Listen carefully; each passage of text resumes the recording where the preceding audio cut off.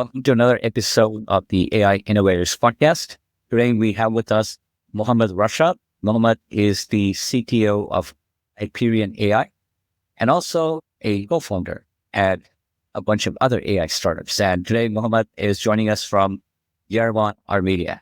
Mohamed, welcome to the podcast. Thank you so much for the introduction. It's nice to be with you today, and I'm looking forward to our discussion. I noticed that your career journey's very interesting. If you go on LinkedIn, even some of your present startups that you're involved with, there's, I think I noticed at least 4 or 5 of them. And then you work with Nokia, so you work with Fortune 500 and AI startups. But it seems like you're involved in many startups all doing different things, right? I started actually my first real journey into programming around 2013.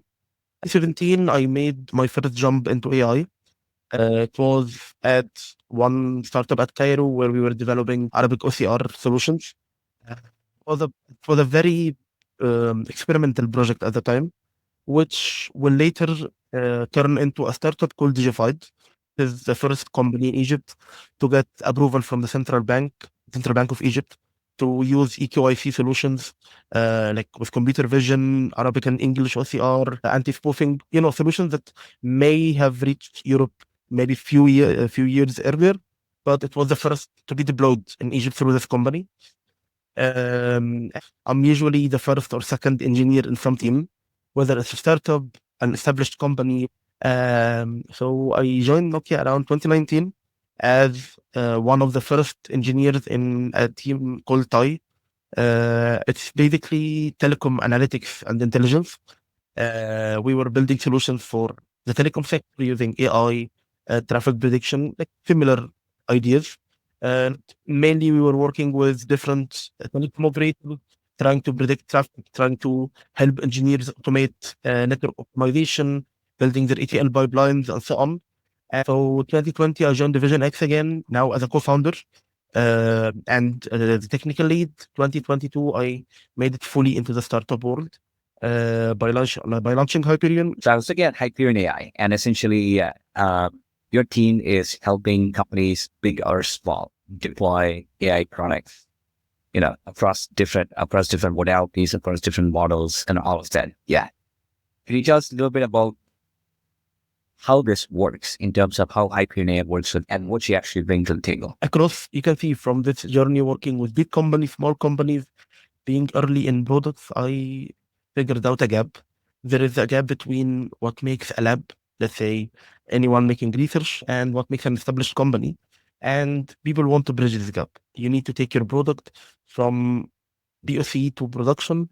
It's easy once you reach production and reach, like, let's say you get funding, you get your revenue and so on. It's easy to scale. It's easy to start research. It's easy to get a grant. It's easy to have a team of PhDs or team of senior engineers, like build a small thing. But the gap people need to bridge, this is usually the hardest to get, especially in specialized domains. If you want to do e-commerce, it's easy. But imagine wanting to do this in electronics. Imagine wanting to do this in monitoring and evaluation. Any niche field, it's harder to introduce technology to it. Bridge this gap.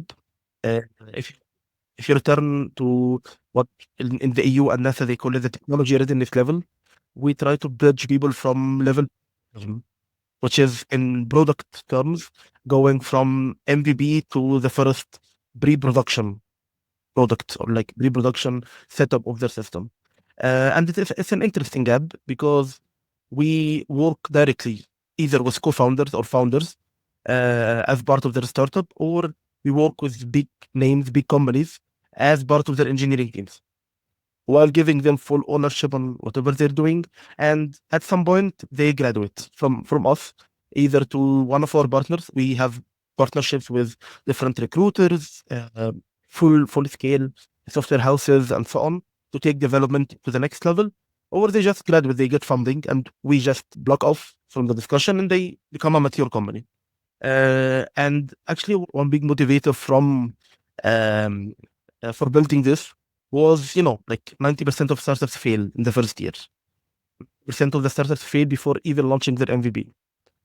So imagine how many wasted opportunities for startups to raise fund, to enter the market, and so on, you can get exactly here we try to play in the sub-year, maybe sub 2 years contracts, where we help the startup or the AI team in any company launch and de-risk or avoid the very first bottleneck in their systems. So one of the things that's interesting is just, I mean, I'm based in the US and my home country is India. And when you look at AI hubs, it's the usual suspects: San Francisco, Bangalore, India, Israel, there's France, and then Singapore. There's all these major tech hubs are still the leading players. Over time, at least in the last year or two, we've seen a whole bunch of startups, a whole bunch of solopreneurs come from places across the world, which wasn't, possible before, right? Like now we've seen even in Armenia, where you're located, right? Like I think Pixar is Armenian. Crisp, I think, Crisp AI, I think is the one that is Armenian. And yeah, and I travel a lot. And I've seen AI level the playing field across and taking the concentration of whether it's revenue or whether it's technology away from the tech hubs and letting anyone in any part of the world just, what internet did back in the days, I think AI is doing now. Is that something that you're seeing? Because you're not based in one of the traditional tech hubs. Actually, one reason why I moved here is becoming a hub for AI, because now you have the talent. Now I can see actually the things going in the direction of let's build localized technologies. Maybe this startup idea is successful in YC, is successful in Techstars and so on, but why not build the Egyptian version, the Armenian version, the I don't know Indonesian version? Because bigger markets are now more accessible, and not everyone is actually willing, or I don't know. You can't build a universal product for everyone for every product. No, I can see now that there are a lot of localized versions of successful startups because it's harder to appeal. Do you see that AI has leveled the playing field for Olympics? Maybe it exists, but I'm surprised we haven't seen one startup, one company whose sole job is just taking whatever AI tool or startup that works in one geographical location, and they just replicate it to other geographical locations with, a large population or a huge spending power, because that in itself would mean a startup that's making millions. Like, let's say, not everyone can build another Google to be a universal product everyone needs. But sometimes you would build a product that's very cool in Argentina, and then someone else in Indonesia needs an Indonesian version of it. And by the way, this is especially true with LLMs. Now that you have the basic big models, and then this model doesn't speak Armenian. This model doesn't speak Indonesian. One, so you have to make the fine-tuned version of it for this market, and then build it again. The same startup with the same business model, with the same maybe even subscription, and so would work exact in this geographical point, just because it serves this geographical need. So I can see now the play field is leveled, and also other like bigger startups it would be harder for them to access every single market. Back in the days, we would have those companies that would replicate apps across different markets. Do you remember that? Yeah, there was a German company that they replicated every app that came out. They would take it and they would replicate it across Africa and across different places. And so, yeah, there's a chance for another startup to do the same, except with AI tools. Actually, I've seen many smaller versions of this. No one has made it into a big company, but I've seen many individual consultants trying to replicate solutions from the US and the EU and so to smaller market. So I guess it would be just a matter of time unless either these consultants collect together into a company or someone will launch this copycat startup and take it from there. But also I want to add that there is on the other side the rise of the solopreneurs and one-man startups. Now you can, I don't know, build your startup with some agents. I know it's not yet as mature as it's branded for, let's say, having your SDR automated, having your marketing automated and so on. People are now trying more to hack it. Like they're trying more to, okay, I will try this tool with this tool. Do they really make a sales team? No, but the result is now I need 50% less salespeople, which eventually will lead not to copycats only for startups, let's say for apps, but copycats of full business models. Can now replicate the whole pipeline and sales and the whole thing, like from start to the end of the funnel. just by employing agents around. So I've seen many people predicting that this year will be the launch of like one man company plus agents. And I'm betting I can see it happening. I think few of them who actually run on Salad, these solopreneurs. And I also have in my network some of them. And also, you can't get on LinkedIn or Twitter today without seeing posts from some of these solopreneurs who actually, they're sharing their journey in public. They're sharing what they're building. They're sharing their revenue numbers. And on one hand, it's bloody inspiring to see. But on the other hand, AI is just going to shrink. You can actually get a piece of the pie. And so, yeah, that's the trade-off. That's going to be interesting to see is how many larger organizations are going to get swallowed by smaller teams. As you were saying, we are living in an internet moment that now everyone will build apps. Everyone will be able to build full companies. Like I don't need to hire 10 people to build a company. Um, So this moment we are living, of course, many big businesses will be hurt by this. I I believe, for example, one of the biggest companies that will be impacted by this are staffing companies, outsourcing recruiters and so on. Because now, why would I need a recruiter? Now, I want to switch tracks and get back to Hyperion. And one thing you mentioned was the struggle that a lot of these companies, the gap that a lot of these companies have in just taking something from a concept or taking something from training into production, right? And what are some of the challenges that you see for companies that are actually looking to, bring something into production? I would say the biggest is risk you need to take, especially if you're a big company. So we have worked with many big companies. They have 3, 4, 5,000 employees, but they can't risk spending 20, 40, $50,000 to adopt AI.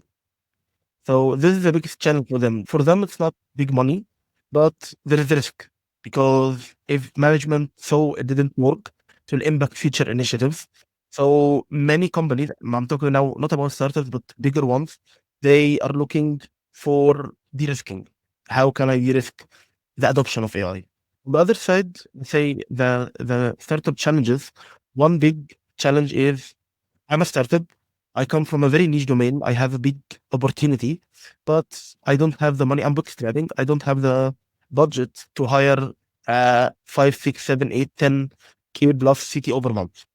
This is actually the biggest problem when you have a very brilliant, non-technical founder coming from 20 plus years of experience, knowing exactly how to sell, what to sell.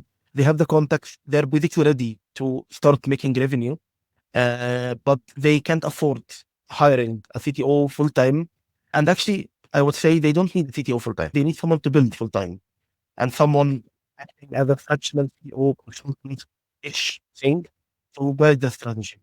So one thing we do for this is actually our two main services. The first, we are providing rapid prototyping for companies. I can go to this big company and tell them, okay, you want to implement this feature, you want to implement this prototype. We do it for you, take the risk instead of you, and you pay a fraction of the price. On the other side, for small startups, I would go to them, okay, you need a CTO. We have a team of consultants available. They can be your CTO. They will represent you in front of investors. They will be with you, but you will get this CTO 10 hours a week. 10 hours a week would be fair for the CTO, like as payment, would be as much as the startup needs for putting strategy. And then the rest of the budget can be spent on the actual engineers who will build. I always looked at fractional CMOs in the marketing space because I'm a marketer, but I never really thought about, because as a marketer, we always think that, well, the CTO and CEO are the two most important people, right? Because marketing, you can push it parallel, you can take, whenever needed based on the company needs. But I always think CEO and CTO were, the two positions that always need to be there. This is interesting to know that companies are switching as well. Yeah, actually, CEO is, of course, like the main leader of everything. But if I'm talking about CTO, you need a CTO. But at the beginning, like when you're pre-validation, pre-revenue, pre-everything, you don't really need a full-time CTO. Like it will be too costly. Usually the CTO is more on the guiding strategy, more people to execute. So the balance between both, I mean, with the budget of one CTO, can get 2 or 3 engineers. For me, and for us in Hyperion, it's about democratizing the access to this. As you are the non-technical founder, you need to access the market and you need to build. You get the CTO, and you get it for an affordable price without ruining the market. Rapid prototyping, the ability to do like fractional CTO services, by the way, with the same idea of being also decentralized, because whoever works with us, like as our CTO and consultant, and so they're not like they're not full-time employees. They're our we reach out to them, we work with them, and basically they work for us. Of course, our own quality control on this, and we engage with the companies. But the same idea, if you on one side can get unused CPU time or GPU time, you can also get unused CTO time, and you can blame the field. So why not?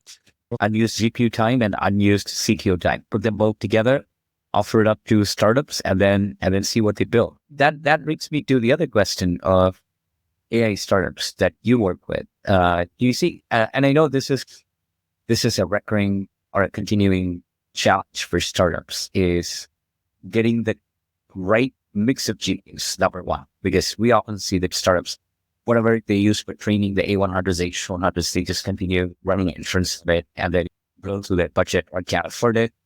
We also see these situations where GPU shortages on the hyperscaler. So, they're too small to actually get a good number of GPUs as they're scaling. What do you see on your end? And as a CTO, right? What advice would you give to CTOs who are looking at alternative providers like Salad? I would divide this problem into two sub problems. Is your problem about inference because your business is not, let's say, cutting edge research where you need to fine tune the models? Currently, there are many models that are available to use with little to no fine tuning in computer vision, in NLP, like LLMs, in other domains. Or does your problem need actually fine tuning? If your problem needs inference, uh, I would say companies like Salad and so very interesting to use because now you have one parameter to optimize, which is cost. You have the model, you're pretty sure of the performance, you tried it on smaller scale. Now you just want, let's say, to host it on your GPUs for privacy or for whatever reason. So this would be one way, and actually many new businesses, even not only startups, even like companies adopting AI now, they have this. They are building something that's not like they don't really require any fine tuning. They're just doing their business problem on their private data. So going to a solution like this would actually enable them to go forward. For training, it's another thing because in the training part, you have different parameters. What are you trying first? What are you training? Are you training a computer vision model? So you don't not only you have the requirement for the GPUs, but the requirement of how you stream and load the data that you have. And handling images and videos takes much more, let's say, storage compared to the average NLP problem. If you're like doing the same problem on both, in computer vision, it would be harder. So now you're not only choosing the GPUs, you're also choosing the storage. And for NLP, it will be the same, but I want to highlight a very specific idea here is well, whatever you're trying, especially in 2025, there are a lot of base models available. So you can cut your training cost by fine tuning an existing model, get like to this diminishing return point. After you get to this point, you can start thinking about training from scratch. But many companies, especially in computer vision sphere, I've been there for, I don't know, 7, 8 years now. And I've seen this many, many times. In the past 2 or 3 years, there are many good base models. You have YOLO, you have SAM 1 and 2, you have Dino, you have Crib. And for your business case, this model would achieve business acceptable performance without fine tuning. Even maybe you need to do some fine tuning in the private data to reach production level accuracy, but you don't need to build your clip from scratch. You don't need to get SAM and do it without the open weights and train it from scratch. And many companies do this and they end up spending a lot on clouds because they think that they don't trust the model or they don't trust the weights, the available weights. And I would attribute this to one big problem is available is very relevant in both computer vision and NLP. People don't really put some efforts into benchmarking the model that they want to try. So let's say I'm trying Gemini, I'm trying Claude, I'm trying M2, whatever. People will do like, okay, few prompts, few images, few videos. It looks good, and then they would rush it somewhere. And by the way, this is a very big gap in the sphere of AI now, is actually how to evaluate AI models. If I want to summarize this is three things. First, look into the base models and build your internal evaluation rubric benchmark for them, because these are not publicly available. Try to build on what others built. These are not the days of reinventing the wheel anymore. The wheel will be reinvented a few times a day now, so it's not the time for this. And the third, especially when, like, if you're a startup bootstrapping, if you're a big company trying to de-risk AI for yourself, try to stay lean in costs, especially in training costs. And the big, also the devil in detail, the influence costs. People will think, oh, like 10 cents for 5 million token, that's easy. But you, in production setting, you would be surprised how easy 5 million tokens get burned when your customer uploads a full book and tries to ask some question. Well, this made me want to ask you, both of us are working with startups, and what do you define a successful startup? Like, from, as a marketer, from your side, we would all say, okay, 90% of startups fail. But what makes the 10% successful? Well, my metric to whether a startup is successful or not is slightly different because to me, it's all about profitability, right? It's not about the big exit. And somehow I feel like along the way, we glorify the big giant, public exit. And then that's fair, right? Like there are VC firms that are investing a lot of money into this and into hundreds of startups. But to me, a successful startup, it's either the big exit on one end, but my favorite startups are the ones that are, profitable. They're not aiming for the moon, but they're aiming to be profitable consistently year in and year out. And then, they're not just surviving, but they're actually thriving. If a startup can operate in thriving mode, that to me is successful, right? Again, they're making 50 million, 25 million a year in profit. The small team, that's a successful startup. Actually, I want to augment your favorite startup by adding my definition, and it's more about sustainability. Like, when you say thriving mode, I see not only infinite growth, because also, like, when you are saying about glorifying the big exit, that's because also investors are glorifying the 50% year-on-year growth. Sometimes this is not sustainable. Sometimes it's not even reachable, like to grow your company by double every year. But sometimes having a normal growth, like 5-10%, the company is there, you're not doing layoff, your product is actually loved by people, having product market fit, and so on, would be much, much better. So I would say sustainability, as you call it, thriving mode, is the biggest metric for success. If you can keep your startup running, you can pay salaries, you can like spend like a normal business in existence, stay more than 5 years, 10 years, and so on. I consider this success more than the IPO. Of course, like, I, the IPO is cool because you will exit with big cash and you'll retire, and so on. But I can see with AI now, people will be more into making it sustainable. There was a client we worked with, and to build a solution for them over a year that would cost maybe 50, $60,000. Now this solution that took a year, it took, I don't know, a team of 10 engineers to build something like this. It would take now 2 weeks, 3 weeks to learn the same solution with the same one. Because when you started earlier, it would be easier to to be harder, like to build drag pipelines, to build whatever. Currently, all of this is accessible. Now you can build it easier. So even for software companies, even for startups, the value of your software is getting less and less. You need to be more specialized. You need to be more, like, not only going vertical. You need to have your niche. You have to have your local niche. You have to find the exact segment that would still want to pay for your service. Because you can see, like, I have an expression, like, I like to share it with friends always. Everyone now is competing on my $20 per month. That is so true. We all only have a minimal amount of time or minimal amount of money that we want to pay for subscription every month. And yeah, that's really true, because now we are making me question how many AI tools am I paying every month for? Not only that everyone is competing for this, but everyone would be easily building the same. Like, if you can build a landing page with AI, if you can build easy SaaS startups and micro SaaS, and everyone's calling it now, easily with AI, you can launch a startup every day if you want. What would make anyone, like, I'm also asking you as a marketer from your side, how would you be, let's say you're doing this for a micro SaaS startup or your own solution that you built in 1 or 2 days, how to reach people with all of this noise, especially that you not only having one solution, having 10 solutions, they all do the same. Distribution is the key, right? Like distribution, and this is the time for marketers to shine.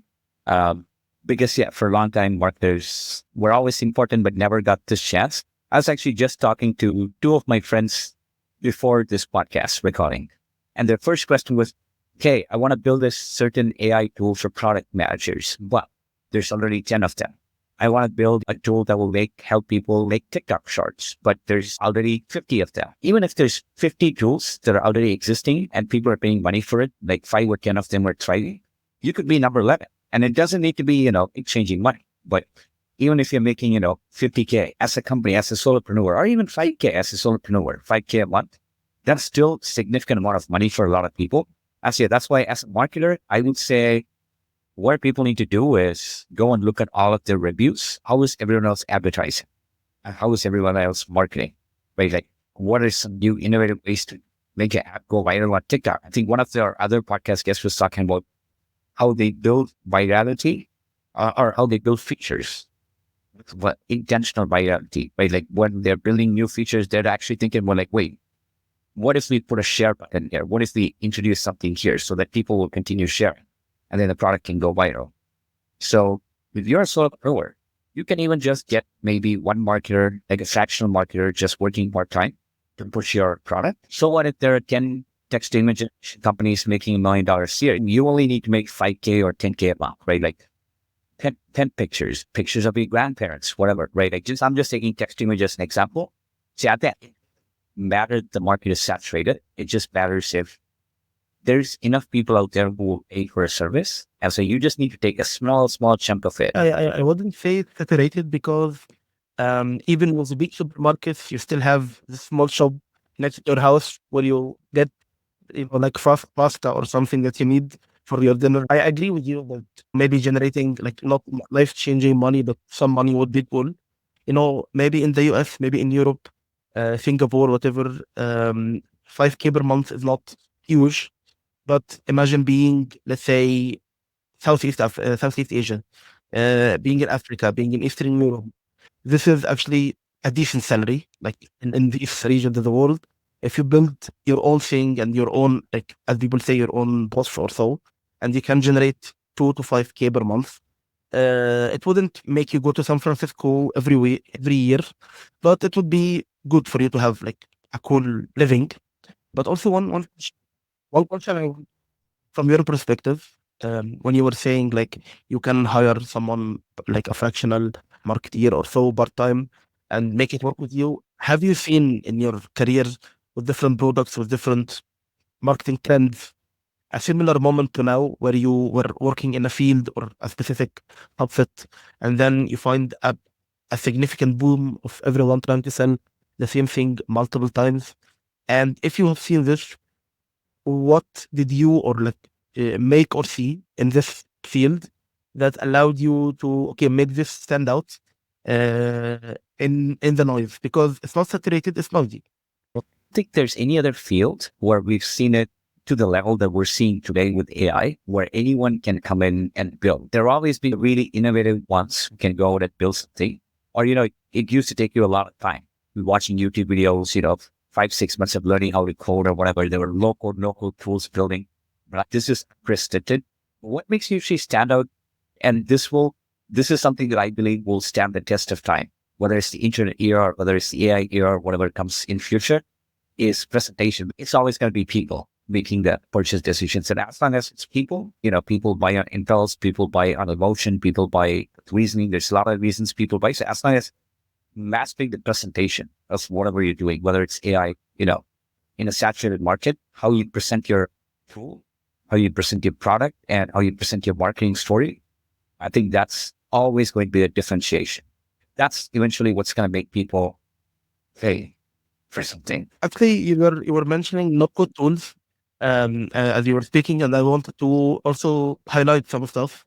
Since now there is a boom of no code tools allowing you to build your AI agents, and not only like you have framers, you have Builder.io, you have many tools to build your landing pages and so. I've been working personally on no code tools for the past 5 years to build them from scratch, and I want to highlight two things.